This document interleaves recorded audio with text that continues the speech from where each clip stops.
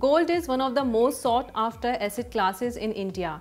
In 2017, during July-September, the demand for gold, however, fell by 25%. On the investment side, the demand was down by 23%. Since India is the biggest consumer of gold after China, it had an impact on global demand too. The global demand fell by 9% to 915 tons, while the investment demand was down by 23%. Domestic demand fell due to the teething issues relating to implementation of goods and services tax in July, due to which customers rescheduled their buying in the second quarter of 2017.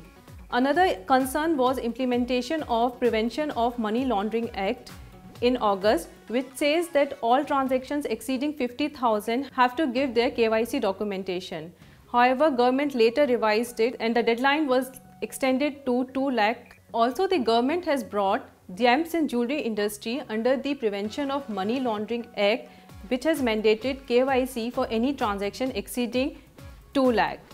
Earlier, the limit was 50,000, which later got revised by the government. Another reason for the slump in gold demand has been the stellar performance of stock market in the last 3 years, due to which investors have moved away from gold to equity markets. The question lies, what 2018 hold for gold investors? The year 2018 is expected to be smoother for gold as market absorb the GST rates. On the global front, increase in interest rate in the US and the strengthening of the US economy may bring down prices of gold, but analysts say it will be short term as expected rise in interest rate has already been factored in gold prices. On the whole, it is advised that don't invest more than 10 to 15% of your portfolio money in gold. It is good for diversification and hence keep it to just 10 to 15%.